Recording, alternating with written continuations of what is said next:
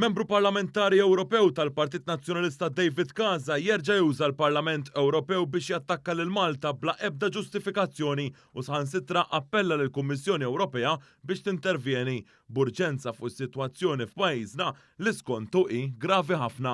Da waqt dibattitu li jinstiga u stess bl-intiża ċara li ħammeġ isem pajjiżna fl-istess istituzzjoni li mmexxija minn Roberta Mezzola. U jiena ngħidilkom il-verità.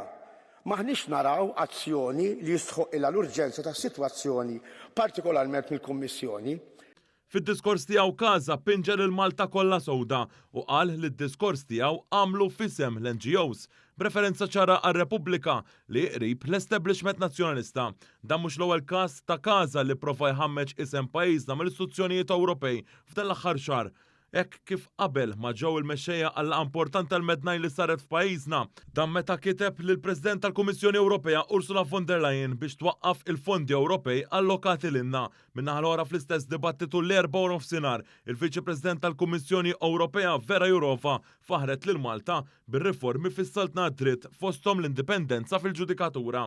Il-Kummissjoni Ewropea innutat ukoll kif il-Gvern Malti qed jaħdem favur il-qalba diġitali fil-qrati. Fil-Parlament Ewropew il-Viċi President tal-Kummissjoni Ewropea tennit li l-awtoritajiet Maltin qed jikkoperaw mal-rakkomandazzjonijiet li tagħmel il-Kummissjoni Ewropea. Regarding the situation in Malta, I would like to say that we appreciate the cooperation of the Maltese authorities with the Commission on the reforms to be carried out.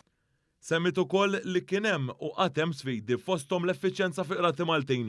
F'dan ir-rigward il-Gvern daħħal u se jdaħħal aktar imħalfin u maġistrati f'sejħa pubblika biex tiżdied l-effiċjenza fil-qrati ta' pajjiżna.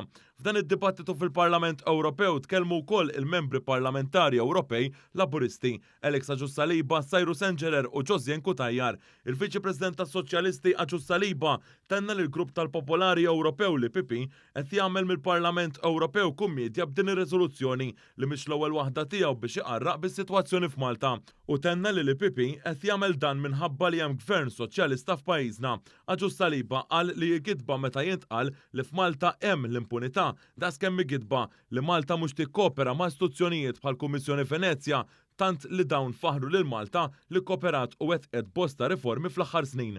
Josien Kutajjar tkellmet li f'din ir-riżoluzzjoni hemm spekulazzjonijiet u fatti inkorrenti għal gwadan politiku.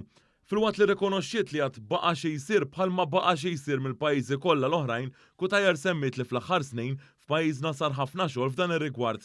Innutat li dawn ir-riformi ġew rikonoxxuti mill-Kummissjoni Ewropea fosthom anke fid-diskors tal-Viċi President Jourova fl-istess dibattitu.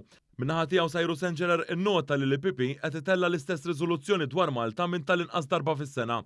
U staqsa kif il-Parlament Ewropew ma jridx jitkellem dwar is-sitwazzjoni fil-Bulgarija u l-Greċja, iżda jkun hemm diskussjoni dwar Malta għax hemm Gvern Soċjalista. L-attakki koordinat mill-Partit Popolari Ewropew li miegħu hemm affiljat il-Partit Nazzjonalista Malti derċar waqt dan id-dibattitu. Dan hekk kif membri tal-IPP tkellmu bla bażi u tawwiċ tal-fatti fosthom l-awtoritajiet mhux jikkoperaw mal-istituzzjonijiet Ewropej. Dawn il-membri ġew ikkoreġuti kemm mill-Europarlamentari Laburisti u anke mill-istess Kummissarju Ewropew.